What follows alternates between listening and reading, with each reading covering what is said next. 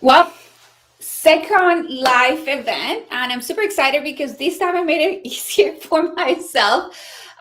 So my name is Julieth Fajardo. This is UX and Tame, and I will say that I will take the podcast away, and I will say UX and Tame like live events. So for today, I'm super excited because it's such a topic that is so important for me. And it's been so important for my career change. So we're talking about the power of storytelling. And the guest we met last year, I feel like it, in one of the ADP list events. She was the facilitator and I was one of the panelists. But why don't we bring her over? And I think they can introduce themselves easier than me. So, hey, Joy, how are you? Hi, I'm doing well. How are you doing, Juliet? Excited to see you again and have you over here. Oh, is the wind? I'm thinking like, is the wind coming to your hair? Is hot in Toronto? Oh my gosh, let me tell you. So it is hot in Toronto now, which I had been wishing for the longest time, but my condo hasn't turned on the cooling system yet. So it's actually 30 degrees in here right now. So I have a, Oh yeah, wow. I have a fan that's going around. So you'll occasionally see my hair blowing. Just let Yes, you know it's that, like, oh, it's got hot already. Yeah, perfect. Thank you so much. And again, it was really nice to meeting you last year at ADLS. And I think the panel that we were so excited about because it was about women in tech. And that's how I got the chance to meet you. And fun fact, we do have a coworker that is one of your best friends. So that's pretty cool too. oh, really? Oh, yes, yes. Well, I know the one you're talking about. Yes, exactly. Anyway, why don't we start telling people who you are? Yeah, so hi everyone here. I am Joey. I am a UX designer based in Toronto, Canada. I'm right now working with Manulife Financial Bank. Manulife Financial, sorry, is the company, and bank is the division. Working on solving problems for like everyday people with how to bank better, translating some of the complexities of the financial spaces so that it's more accessible to people. Um, I also have a fun fact, which is unrelated to me. Sorry, I just learned this recently, and I feel like I have to share it. It's that the vegetable corn, like on the cob corn, I didn't know, but it's a plant that doesn't exist naturally in the wild. So apparently, it's a human invention, and it can only survive if like people actually go in, go in and like plant and protect these things. And from what scientists know, they believe that people living in central Mexico developed it around 7,000 years ago. So humans are amazing. Corn is great. As we're approaching summer, things to think about. I love corn, and you know that is something for me that it was amazing when I moved to Canada is the sweet corn in Colombia. And the grains are so small in here. Like in Colombia, the grains are like so thick and juicy, and they're not uh, sweet. So for me, it was always such a big deal. It still it is. It's delicious though to have like corn from here. It's just like North America is sweet corn. Mhm. Yeah, that's right. And as we're approaching summer and people are grilling corn, things that you can think about as you're eating that. Well, yesterday that we were watching, not Top Chef, Master Chef, Top Chef. They made like an corn ice cream. I was so surprised. It sounds delicious, and maybe like again for summer, it could be like a good alternative. Mhm. Awesome. I swear this this podcast is not sponsored by Yeah, corn. definitely not.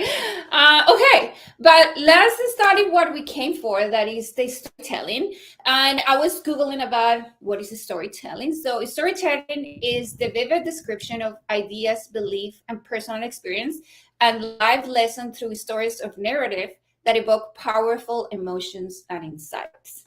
I mean, that sounds. I wouldn't. I wouldn't say it better, but. Why are we talking about storytelling, and um, why is so fundamental for us as designers?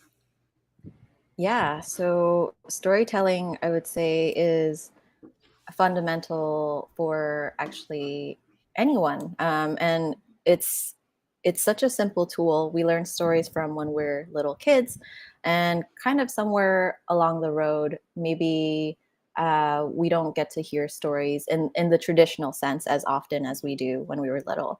And when you think about storytelling, unless you are in the business of it, like as a novelist, as a songwriter, movie directors, you might not actively think about it, but there are certain patterns to telling a story, and there's actually a lot that goes into coherently communicate a linear story to somebody. And so as designers, part of our job includes like beyond the design aspect. So you create designs, you get to think about things, you problem solve. The other part is actually communicating that to your audience and having your audience understand that. And whether that's a design review, you're providing feedback for someone, or you're asking for someone to provide feedback. There's communication there, and so how do you translate the thoughts that you have in your head, the things that go into your design, in a way that the other person understands, and in a way that they can communicate back to you what you're looking for, which is why I think it's so crucial, just like a small part of it, to being a designer. Well, and I feel for me, as English being my second language, I feel like it's been so useful as every day in my work.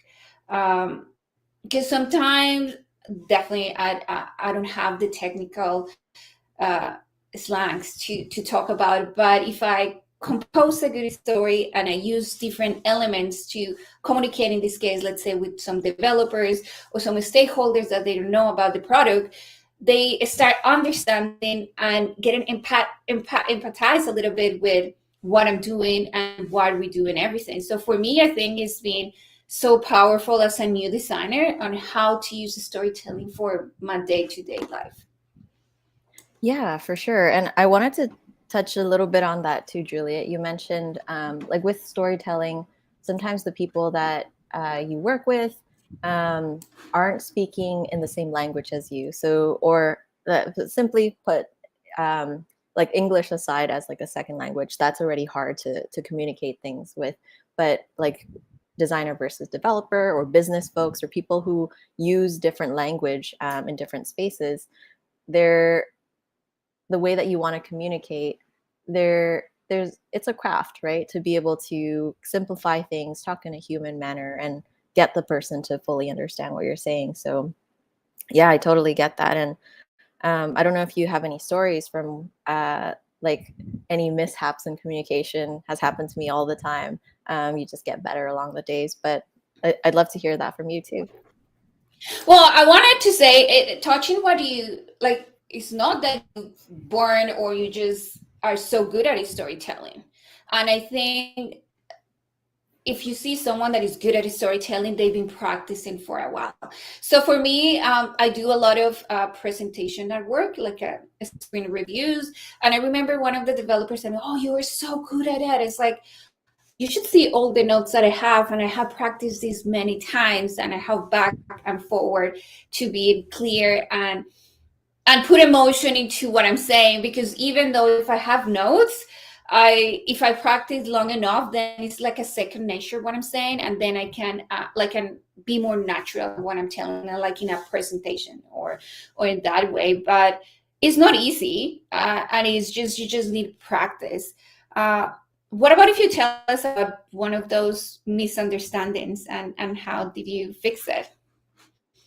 Yeah, so I think the first time that I worked with a developer, when we were trying to communicate um, like between delivery. So there were a few things. So first, the developers had never worked with a designer before, and for me, I had never worked with Mhm. developers before.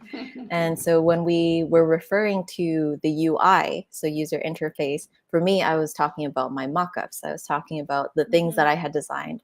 But for them, they were referring to the front end code, like what they've actually built. So there was like a little bit of like, oh, like what do you mean? I have the like I have the specs in there, and they're like, oh no, like we need you to review the UI. I'm like, but I made the UI. What do you mean?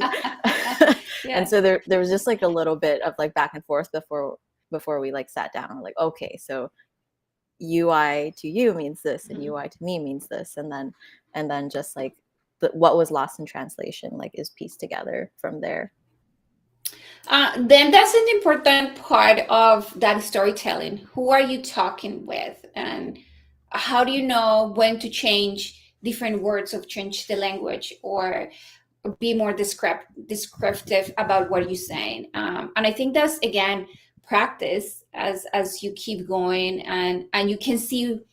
I know it's a little bit harder when you are online, and it's like, what is people understanding what I'm saying? You cannot see their body language in that storytelling. But I feel like that's important for you too, as in the other side is like, are you paying attention to what the other person is doing? Yeah, for sure. And storytelling, like getting, I guess, developing the skills for storytelling has so much to do with communication, like in the day to day. So, like listening to your audience and knowing how to communicate to them. You're also organizing information, which is something that designers do a lot. I had a colleague that once said UX designers are like the organizers of chaos, and I love that because it's so true. And with storytelling and with any form of communication, you're sort of connecting different ideas and concepts, and then you formulate sentences, and then you kind of spit that back out there in the world and hope that the other person understands what you're saying. So how will you organize that chaos at work?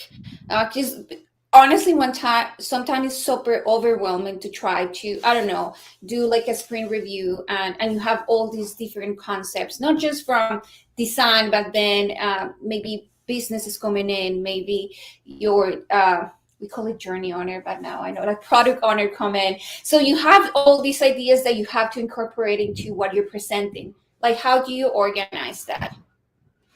Yeah, so I guess I can talk about this in two ways. With my experience with storytelling, um, there's sort of like your tactical approach. So, Mhm. in the same way that you create a resume or your case study or you're talking to someone, you have to first think about what you're trying to communicate. And then the second part is how to actually communicate it. And something that I wish people spent more time on is the first one. So what to communicate. So you think about, um, for example, I had a design review in the past few months working in the banking industry.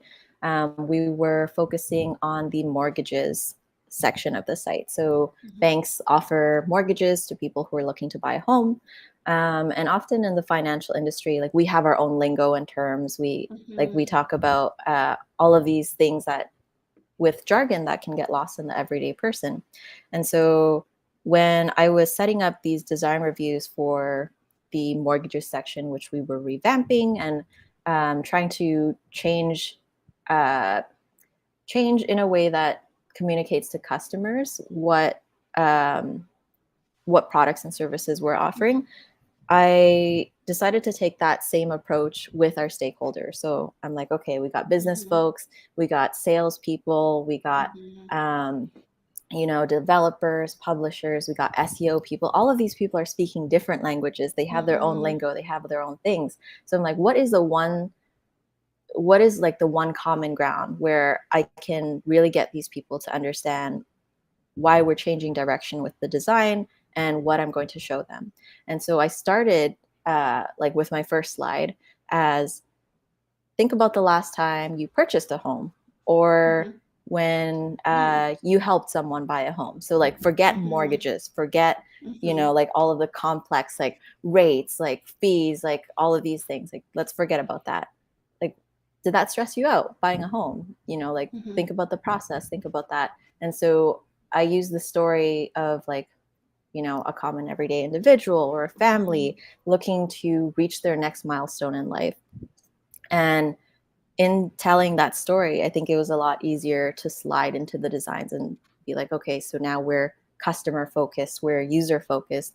And this is why, because you can relate to the story when you relate to the characters, and oh yeah, I've been through that, even though, you know, I'm thinking from an SEO front, or I'm thinking from developer front. At the end of the day, you are a person who has gone through these milestones, or will go through the milestones. And there's like a bit of that human element to storytelling, which is like the piece that can get people to understand what's going on. I love it. Yes, because it's like, how do we bring everybody to be there and buying the house? And I feel, even though I haven't bought a house yet, but I know the pain of not buying a house. Like, I know what involves that. So I feel like bringing everybody to, we are equal as humans, doesn't matter where position and what kind of job that we're doing. This is what we want to do, and make our clients happy and understand their pains of buying a house. So I love it.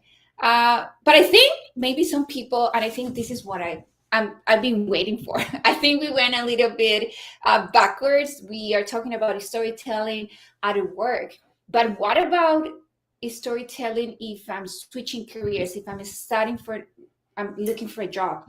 What about if we go a little bit back, and how that storytelling could help any designers coming into UX? Yeah, for sure. So I want to go back to that tactical approach of thinking about, one, like, what are you trying to communicate to people about yourself? So who are you as a designer? What are your core values? What are you bringing to an organization, or when you're joining a new company? And then how do you communicate that in a way that's interesting? Because you are interesting. Everyone comes from like different, like whether you're a career switch from, for me, like sales, and I studied sociology, and never thought that I'd be working in a financial institute as a user experience designer. There are ways to tell that story. And so for me, like, thinking about things in a skeleton structure often helps. So taking an approach where, don't worry about the full sentences, don't worry about the full story, but when you're trying to communicate it, like, what are the main points? So let's go back to high school. Let's go to it, like English 101 writing, and think about, okay, so first off, if you're trying to communicate, hire me because I am this type of designer, I'm looking for work. Ask yourself, so why me? And then you can figure out from there, okay, here are the things that I've learned, here are my traits, here is the knowledge, the skills that I've brought from a previous career, from previous education. And then think about how that translates into design. So there's that translation piece of telling the story. I can give an example so it's not so abstract. So when I did sales, I love to talk about this one. So I used to work in a laser eye surgery clinic. The role in the back, like, was like categorized as sales. Like, I'm a sales consultant, but my position was clinical counseling. That's what they called it. It's inaccurate, but people would come in and they say, hey, like, I want to get laser eye surgery, or I'm thinking about it. And so they come in, they get their eyes tested by the eye doctors, like from the beginning to the end. Let's think about this as a story, which is also a very interesting way to like look back on your previous jobs too. So they come in, they're greeted by a receptionist. The receptionist says, hey, like, welcome to our laser eye surgery clinic. You can have a seat. We have some cookies. We have some apples, snacks. They sit down, they do their testing, and let's put ourselves in the shoes of these users, or our patients that are coming in. So even though it's a voluntary process, no one's forcing them to get laser eye surgery, it can be really scary when you think about it. You're coming in, you are making a life-changing decision. And as the doctors talk about the medical procedure itself, like, it can sound scary. You're like, what? There's a laser, there's a knife, like, they're doing what to my eyeballs? And so by the time they reach me, I'm supposed to sort of like, sell them on the idea of like actually booking their surgery and getting it. And so my job, a lot of it was actually just sitting down and talking to people, empathizing with them. So, hey, like, you've been wearing glasses since grade 5. I totally understand. Me too. Now that I've gotten laser eye surgery, like, I am able to see clearly. Like, a lot of the little things in life, like when I wake up at night, I can see my alarm clock across the room. Like, these are small little things that make a difference. And so I would actually use storytelling. Thank you. Thank you. Yeah. So Sorry, such a long clap. it's like extended. It's okay. Yes, thank you. Thank you. Yeah, so I would use I would use storytelling as a way to communicate to like the patients and find that common ground. And so a lot of what I did when I try to translate, okay, how did my sales background, so I jump around a lot. Yes. How does that translate to user experience design? So one, I'm talking to people one-on-one. I'm trying to find the root of the problem. So you're here, you've booked an hour with us of your time to come, and now you're suddenly hesitating and you're like, oh, I don't know about booking surgery yet. Like, maybe I got to think about this. I got to talk to my spouse. I got to, and as a salesperson, if there's any sales folks in here, you're probably familiar with like rebuttals and how to like counter rebuttals. And so a lot of that is like finding out, okay, like what's holding this person back? Are they afraid of the procedure? Is it the cost of things? Is it, like what there's usually a fear or something holding them back. And so instead of solutioning right away, you sort of have to figure out the problem. And a lot of that comes from listening and being empathetic. And these are transferable skills that I know from my sales days translate directly to design. And coming down all the way to booking the surgery. So, okay, don't worry about it. Like, you can change the date later if you want, empathizing with the end person, helping to communicate that, all the way through to even the organizational aspect of like sending an email, following up. These like basic office skills, like even translate into design if you think about being an organizer of chaos and like keeping up with like documentation and things like that, which I do a lot for my job now.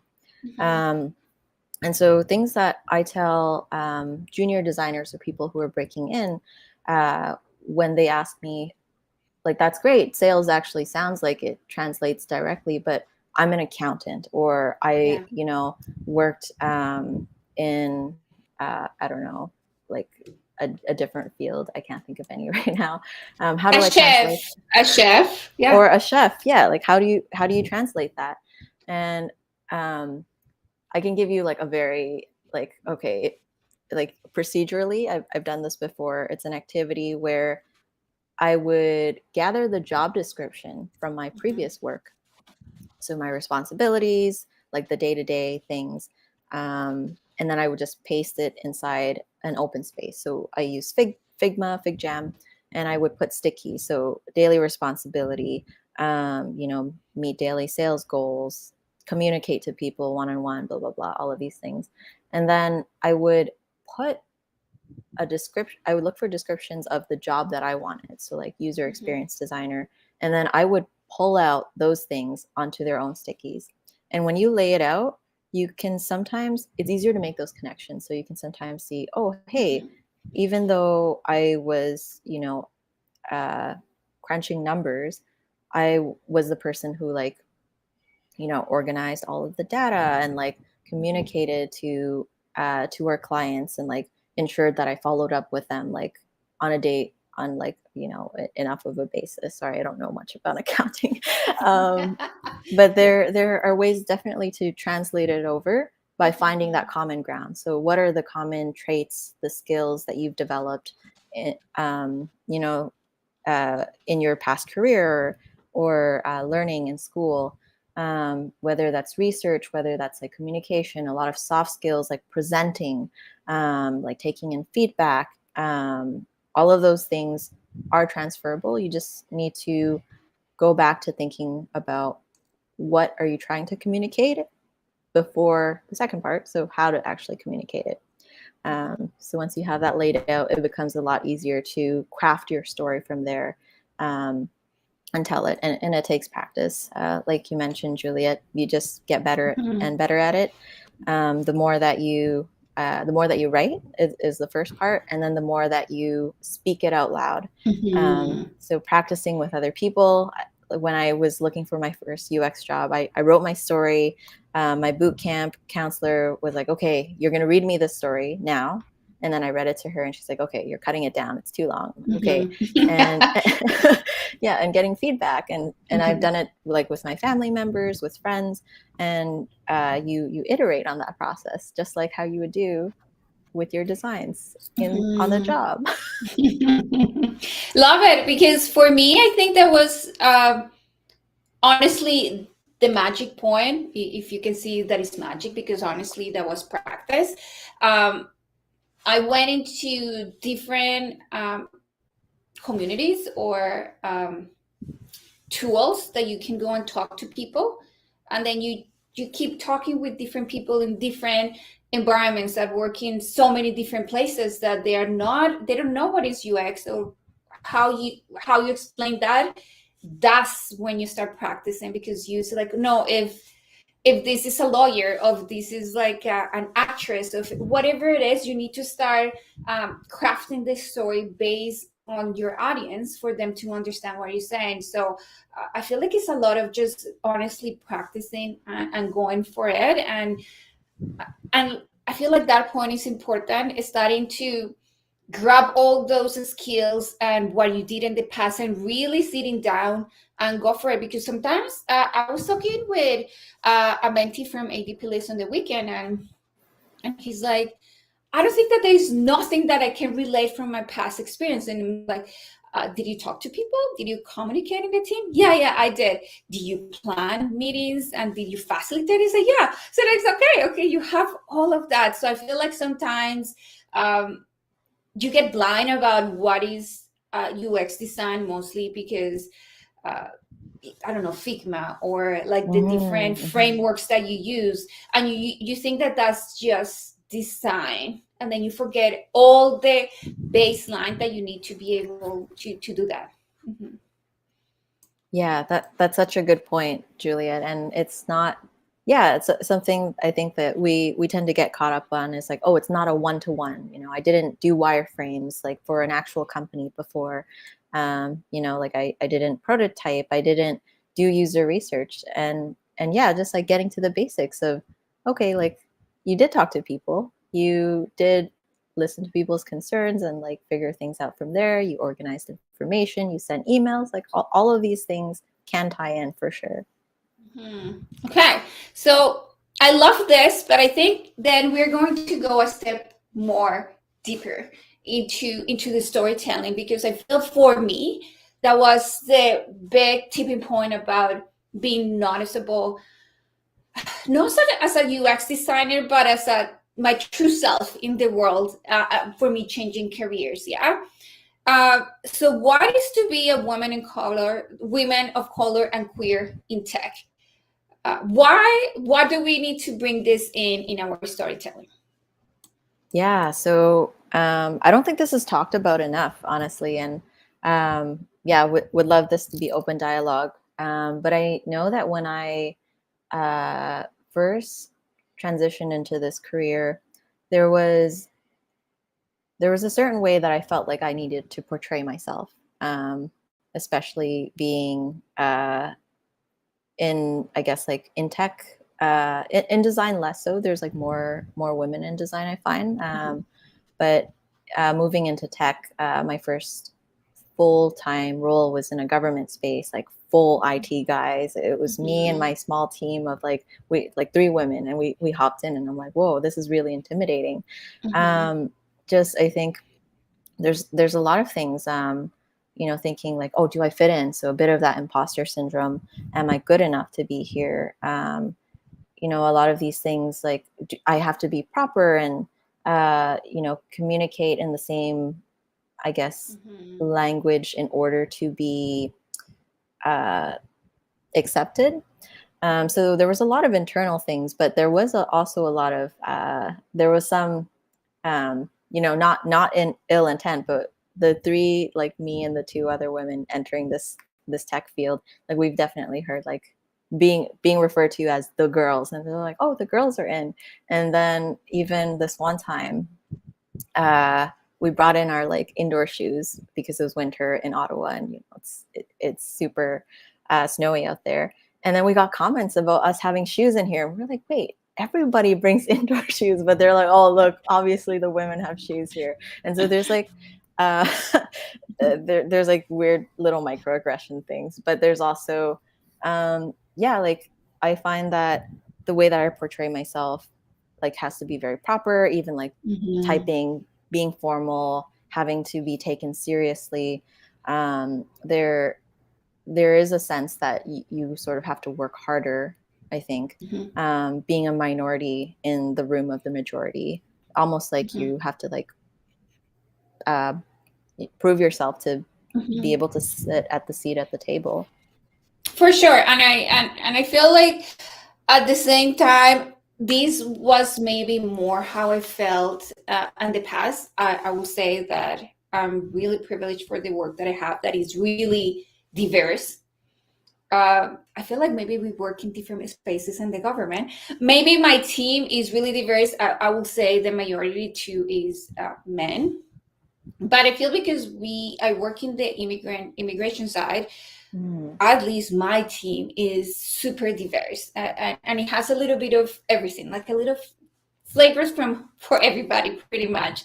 But yeah, at the same time, and I think there was a talk that having with someone the other day about my English, and I feel so insecure about my English, and I know that there is going to be so many things that I could not say, and now I even forgetting the Spanish. So I feel like for me is how I really take advantage of how I talk to people, and how my flavor as a Colombian woman is portrayed like in everything that I say. So for me, that's my strength, even though that I hide it pretty well, because people say that I always look so confident. No, I'm not feeling confident. I'm just going for it. So for me, I think that's been the hardest part for sure, is how to speaking up, how to do live events in English, even though that this is not my strength. Yeah. Yeah, I hear you. And there's like a lot of that fake it till you make it mentality, right? Or and I get this question a lot from like women or assigned female at birth mentees who come, and there's that imposter syndrome and like lack of confidence. And there's almost like for me, the biggest turning point in my career was thinking like, hey, why don't I just say and do the things like that guy over there is like being so confident about? And it was not the worst. Like the result was not the worst. And from there I'm like, I guess I can ask for things. I guess I can, confidently say things and own my craft. And I am an expert in my field. And the more you do it, the more you realize that yeah, it's not that it's not quite a big deal, but you get to overcome some of these hurdles for sure. I mean, for me, I think at the moment it's been a lot of. I was just talking with my counselor before meeting you. It's like that's what I pushed it a little bit, because I think I will be crying if we meet too soon after.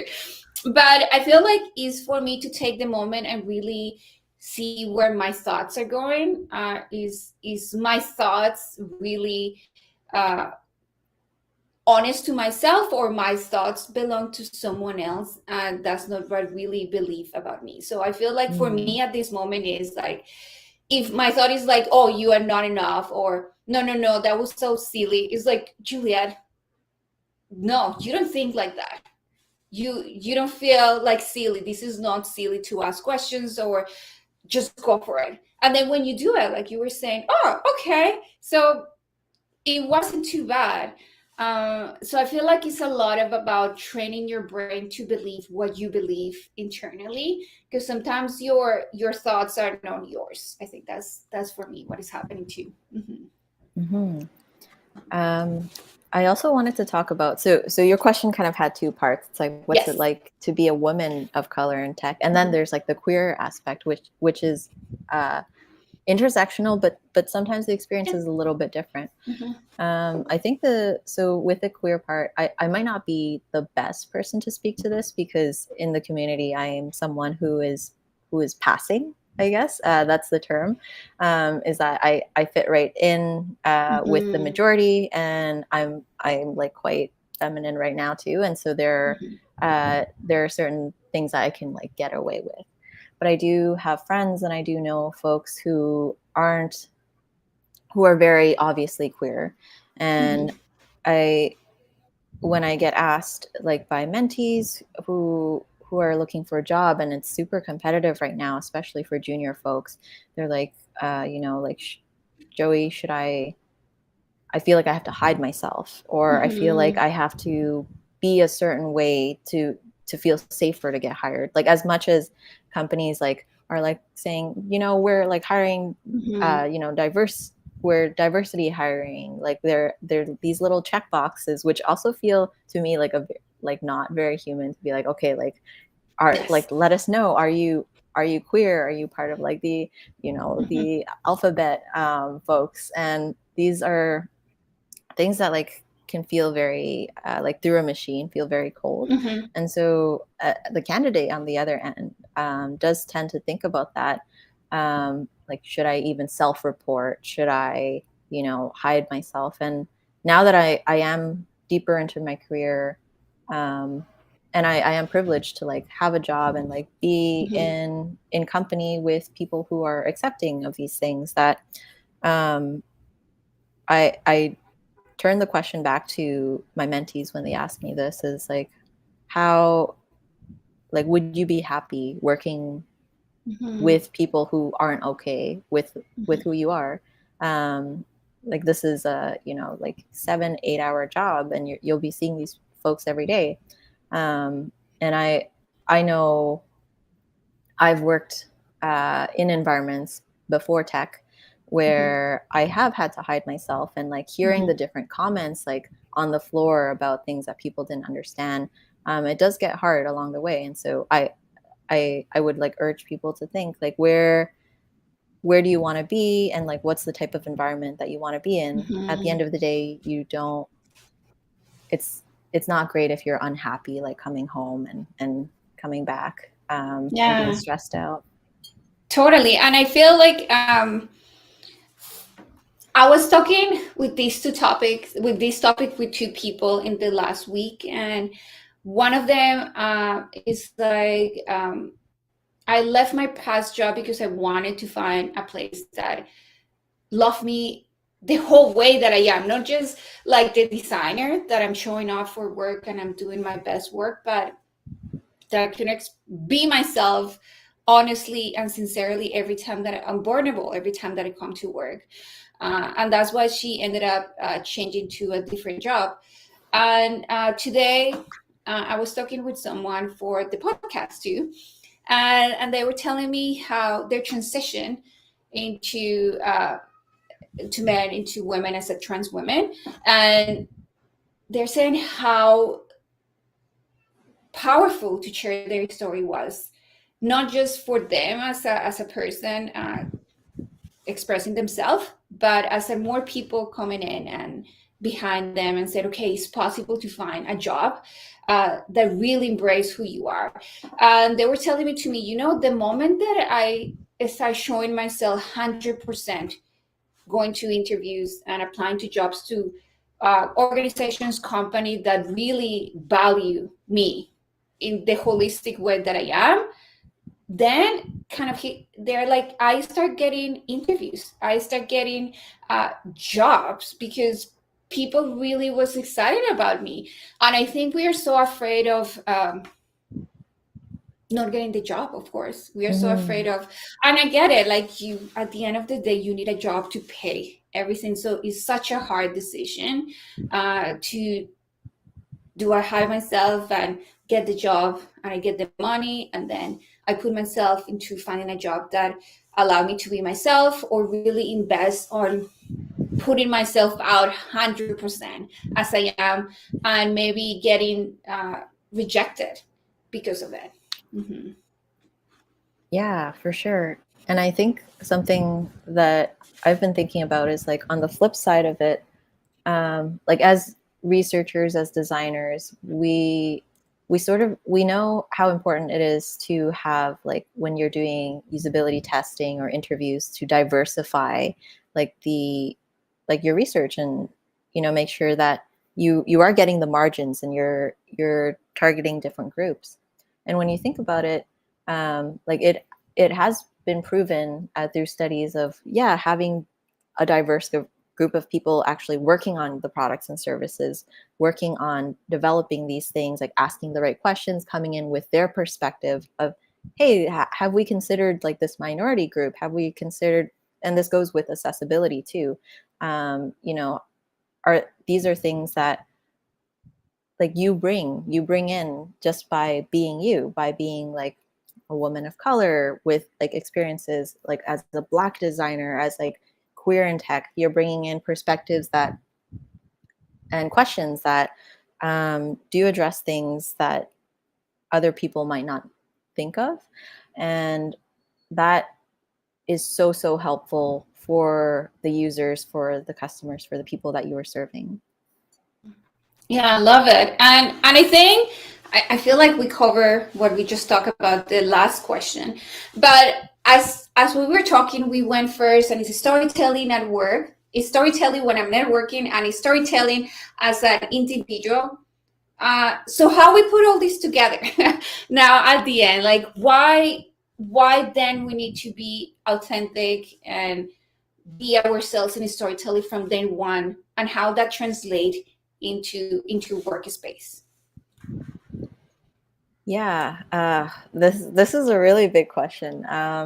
So I think the authenticity really does matter. Uh, as much as you are coming in as a designer, like the work that you do, the stuff that you produce, you are bringing in yourself into your work. And so because you are bringing in yourself, for me, what I find now is that my energy flows a lot more easily, and it's almost like i'm I'm not as exhausted as I was before, when I was trying to like constantly be like, okay, I have to be this type of personality. I have to, do things like very properly. I have to prove my worth, and like with that, putting up a shield, putting up not really a front, but there is that element of hiding my true authentic self. There's a playfulness that I bring into my work now that in my early days of my career I was very robotic with. I'm like, okay, no, like I'm not going to send emojis. I'm not going to, be like talk casually. And when I bring my authentic self, that I can see that it relaxes other people in the room too. And the energy that you bring does do that. Not to say like, completely let loose, because there are professional environments versus, being in a personal space.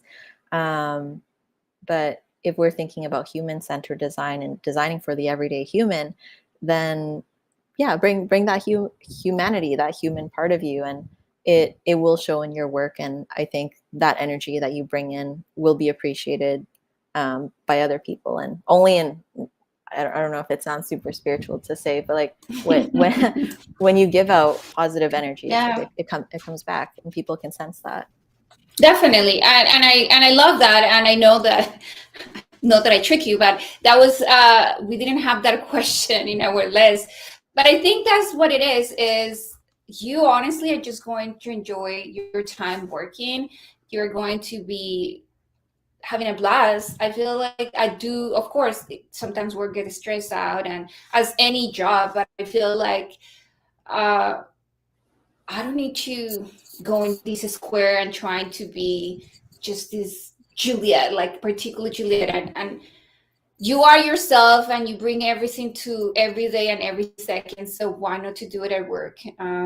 So yeah, this is it. Thank you so much, Joy, for taking the time to share about your storytelling. I feel like this is going to be just so powerful everywhere. Again, work, networking, in the personal life. Thank you so much. Thank you for having me, Juliet. It's been such a pleasure. Yes, nice to see you, and see you soon in August. I will be in Toronto. So yes, in Yeah, let me show person. you around. Yes, thank you so much. Have a good evening. All Bye. right. Thanks, everyone. Bye.